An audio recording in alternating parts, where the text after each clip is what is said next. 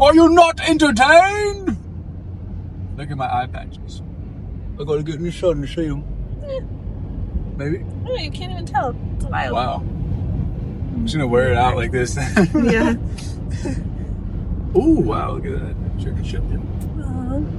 So we're talking about feminine energy. Or the balancing of both. And the balance, how to balance them. Is it okay if I go on this? Sure. I won't go over any big rocks. Okay. I'm gonna do this. I had a question for you. Ask away. Should we start? I may have an answer. So, it was interesting because you were talking earlier about the attack on masculinity. What does that mean to you? What does that Yeah, I mean? feel that there's definitely an agenda to demasculate the men in society.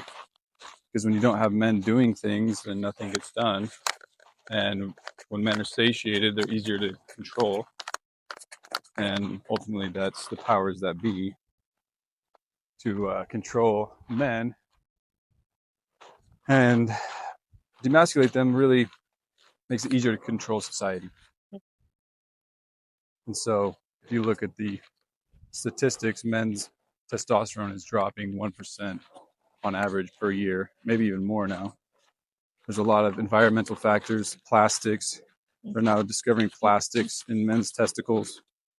Oh no. And yeah, it's really affecting our testosterone and our ability to be masculine men. And I think there's also the attack on feminine energy as well, though, where like women feel that they have to, maybe there's a pressure to do more, and that's not really feminine energy. Feminine energy is to be, and to be able to be in their essence of emotions and nurturing. 100%. It's very heartbreaking to see how confusing it is for everybody. Like even trying to explain masculine and feminine energy, it's so confusing. But I don't think it in its natural, most purest form is meant to be confusing. I think if anything, it would be the thing that makes the most sense. Yeah. Because it's natural how the world operates with masculine and feminine energies. Right. Yeah. It's really not that hard. Masculine energy is protective, provider, like go hunter, gatherer, go and do and provide for your loved ones. Feminine is nurture and keep the family unit together and be the emotional stabilizer.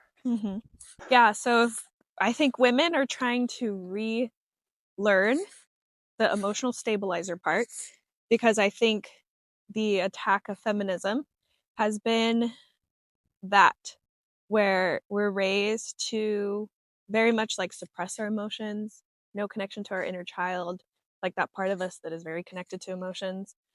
So when we can actually start to connect to our emotions, I think it does leave space for other people to do it.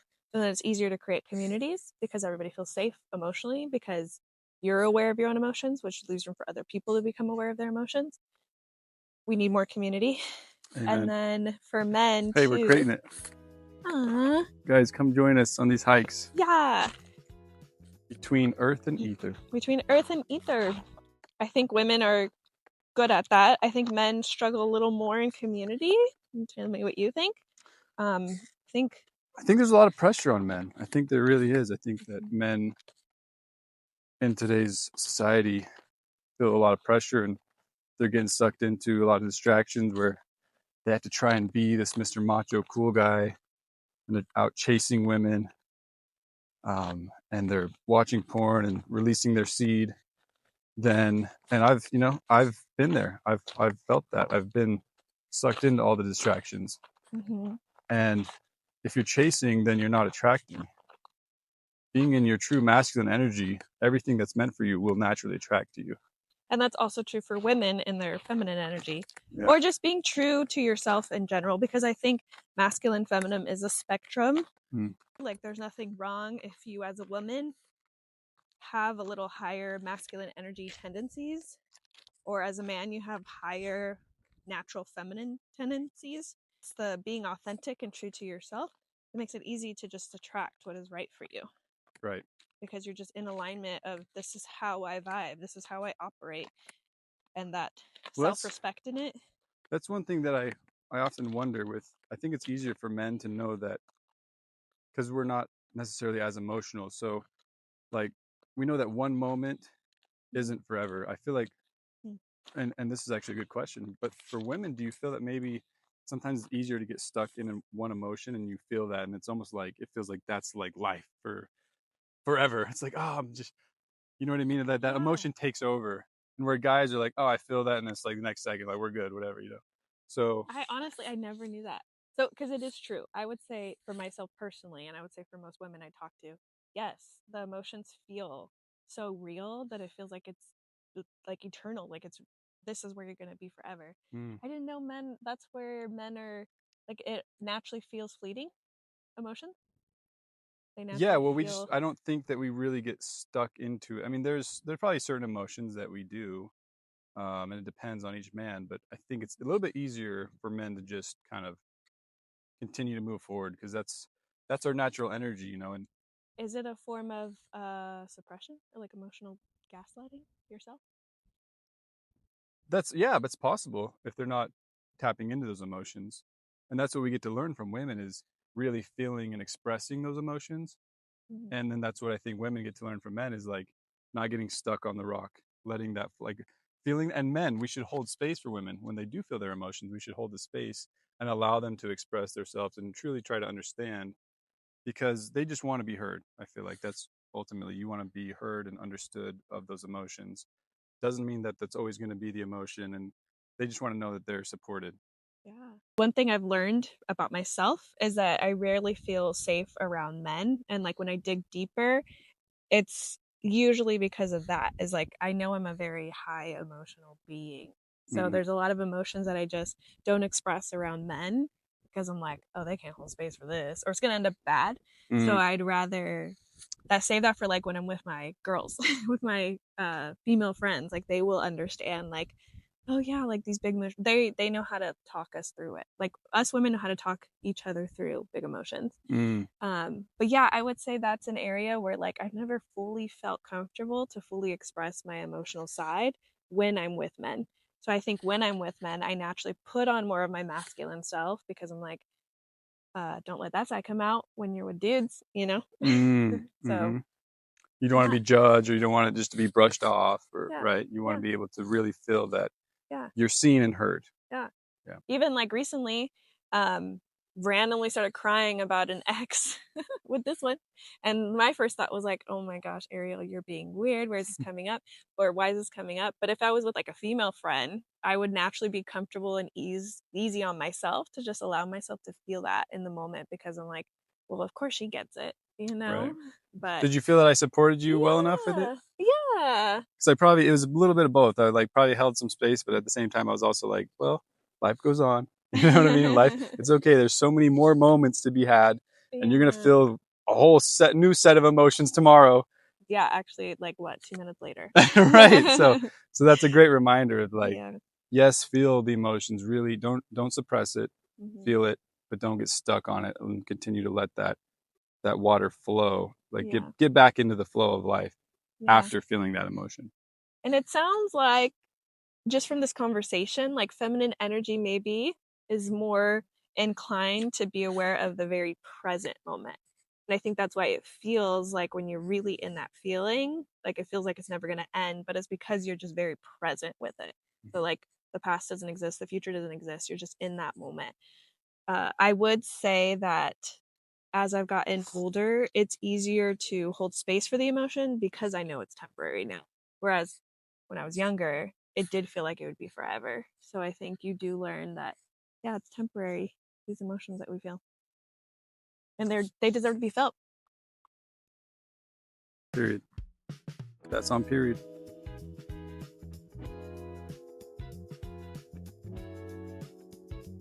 So we're talking about feminine energy Or the and balancing of both. and the balance, how to balance them. And Ari was talking about a friend who once said that she needs a man who has very macho masculine energy because she has well, I don't want to put the words. How was it said? That I have high masculine energy for a woman. Right. Well, I don't even know if it's for a woman, really. But I would say I've made peace with it in a sense of, like, I like the doer in me. I like the one that gets shit done when she wants to. And I would say there's a balance in it. The balance that I found for myself is my feminine energy is where I get my source of inspiration. So I've learned how to simply be. So I have practices where, like, I take my hour of just being in the morning, and I take a lot of time to just be in nature, to be at parks, to just receive life. So and that is where my inspiration comes from. You are balancing. Like you have your own ways, and we all get to have our own ways. Obviously, there's no perfect playbook for everyone. Yeah. It's your own playbook that you decide for yourself of this is how I balance my energy. Kids are great teachers. Oh my gosh, yeah. They are the enlightened ones. They are. The darkness starts to get put onto them. That's why it's like never stop being a kid, because they are some of the most pure and authentic versions of humans. They don't know about, think about it. They don't come out thinking like, oh, your skin color's different. Oh, you dress funny. Oh, you know, they don't have those judgments. Yeah. It's all learned behavior pretty much. Yep. Yeah, nothing is inherently wrong or funny or different or anything. Yeah, they're just all love. They're just like, oh my gosh, look at this snail I found. This is, you know, they're just exploring and sharing. Like they're just so good at sharing excitement and love for life. Everything is so new and fresh. And I think we are given that opportunity at every age. We just can't see that way. Like, we let ourselves feel everything as mundane. When it's our true soul is like, can be in awe and inspired by everything all the time. Yeah. Yeah, that's, I mean, I feel the most, either traveling or just being in nature. That's when I feel that, what you're saying, just in awe of like, wow, this world, this life really is so beautiful, and it's so much to be grateful for. Even just this rock is like, wow. Even the most tiniest of rock. Yeah. And you don't have to be high to feel this way. This is like literally how kids are. No, but we're gonna get high on our own supply. Oh yeah. Oh yeah. Okay, I have 2 directions I want to go. Yeah. For masculine and feminine energy, balancing the two. That could be our band name, 2 Directions, instead of 1 Direction. 2 Directions. Yo, we're 2 Directions. What's up? Infinite directions. Oh. Ooh. Go anywhere. With masculine and feminine energies, I think you're right that there's like an attack on masculine energy, attack on feminine. Probably more so the attack is on like the confusion of it, keeping it the pure, simple form that it's supposed to be. Right. I think what's most important is it created division between men and women. I think a lot of women feel like what you said, like they can't trust men, or these stories about how men are in like a very negative view, and probably the same for men towards women. Yeah. And that's probably the biggest problem, is we have to get back to a place where we can just support each other, not like in a romantic way or an intimate way. Like, it doesn't have to be sexual, like learning how to support each other just as like human beings. I think all this confusion brought a lot of separation that was never needed. Yeah. Well, there's always going to be good and bad people, good men, good women, bad men, bad women. It's really a matter of practicing discernment. And I believe strongly that the more that you shift your frequency, the more you're only going to attract, or at least more so, of that good vibration as opposed to the bad vibration. Like, you won't even be around that type of energy because you'll already be at such a high frequency, you know, and you'll just instantly see it. Yeah. And so the more that you grow in yourself, the more that you're going to, you know, expand your experiences into more positive ones. And I would say the good woman, bad men, good men. I think just the term good and bad is weird in the sense of like, it's more of like, there is no good and bad. Yeah, I think they're just unaware. And I think like knowledge is power, awareness is power, right? So like the ability to be aware So to your point, when you raise your own frequency and your own vibration, in the sense of like you're just being your authentic self, balanced in your masculine and feminine, when people are around you, they'll naturally just either match you or leave naturally, right? Exactly. They'll either be uncomfortable, so they won't stay, or they'll be inspired, or they'll subconsciously not even notice that now they're communicating in a way that makes them feel more authentic and true. So it's like Yeah, the giving energy other rubs people, off onto each other. yeah, it's giving people permission to be them real selves. Because I think a bad woman or a bad man, it's learned behaviors that they thought they had to be, which brings in toxic masculinity or suppressed feminine energy, right? And it's like they don't realize they're doing it. They're just playing a role that was kind of like programmed in this society of women have to be like this, and it's actually to their detriment. Like it's making it harder for them to connect in this world. Men need to be like this, and it's actually hurting them and making it difficult to connect and be around other men. And then now they appear toxic, but they're just repeating behaviors that they learned. For sure. And that's part of your growth as a spirit, as a soul, as a being, is realizing the energy and the patterns that were put onto you from childhood trauma and from whatever, relationships that you've had in the past. And being able to decide, is this energy me? Is this actually who I am? Is this who I want to be? Or is this just an energy that I've been around and has kind of stuck onto me? So you get to decipher who are you truly, what is your energy, and what is energy that has been put onto you and passed down to you, the limiting beliefs, the just lack mindset, all of those things, letting those go and really connecting to who you are truly. A lot of understanding who we are is letting go of who we're not. Yes. You know what I mean? To return to who you truly are. That's so true. So this ties into the other direction. Direction number 2 is masculine and feminine energy. I think, have you heard the saying, you're either operating from love or to receive love? Or another one is like, you're either people are either operating from love or to get love. So they feel like they're in a lack of love. So they're trying to like take love. Yep. So either have a lack of love or you're coming from love. And so when it ties to like masculine and feminine energies, I think where the problem comes in on both sides is when it's coming from a place of fear or a place of lack of love. And sometimes, most of the time, 90% of the time, I would say it's from a self-love. Would you say it's like most of the time?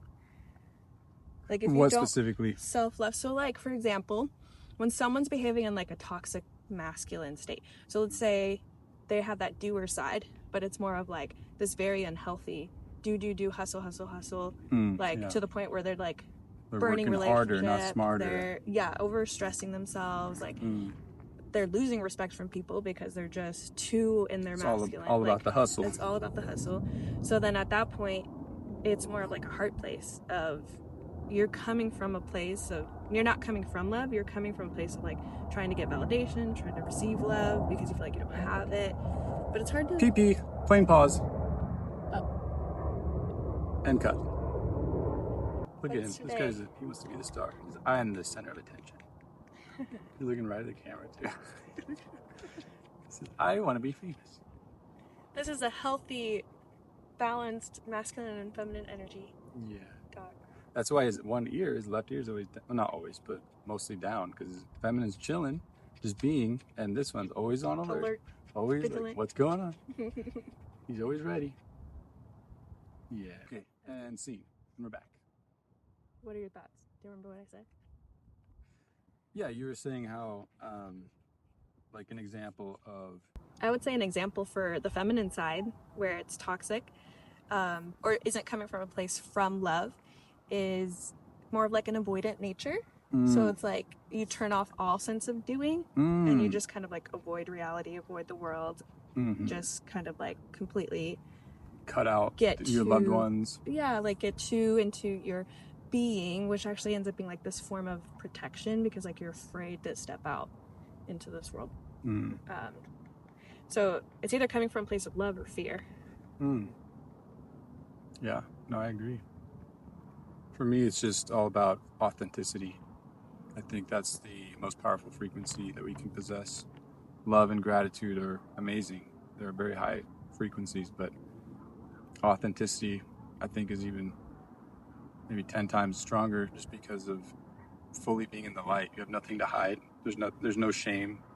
It's just, this is me, and I love who I am. I'm the most me that I can be, and there's no, who cares what, like, everyone's got an opinion. Everyone's gonna have an opinion. Everyone's gonna have their own experience, but ultimately when you love yourself and you feel connected to yourself, everything else falls into place. So that's how you become more authentic, is from that place of self-love. Yes, definitely. I think we can not be aware of where we're not authentic. Like, we think we're being authentic, but it could be rooted in fear or old programming. But we think it's our authentic ego, and we think it's our authentic self. But it's actually an area inside ourselves that we haven't shed light. Like, we haven't allowed truth to really set in, really understand ourselves. Right. But that's still, wherever that being may be on their journey, that still is authentic to them, because they're still discovering new parts of themselves. Yeah. They're still, it's the shadow work, right? That's why they say shadow work is so important, because you get to see where there's darkness that deserves some light, so you can be fully yourself, be fully authentic. But yeah, when it comes to balancing masculine and feminine, I think the authenticity helps, because you may be lacking in a certain area, a certain space, where when you share that, you bring light to it, which attracts, it can attract whatever. It can attract a friendship, it can attract a connection, it can attract whatever you may be desiring. But without being authentic, then you're just holding that energy in. You're not expanding your vessel to allow more light in. Well, I don't want to say names, but just, there's certain people we know that just hold that in. It's like, oh, I don't want to, like, they protect it thinking that it's helping them when it's actually potentially hindering them. And I'm not saying that for all cases, because maybe whatever, like on someone's journey, that is what they need at that time, is that solitude to really go deeper. But I do believe eventually that's most important, is to be able to express that fully.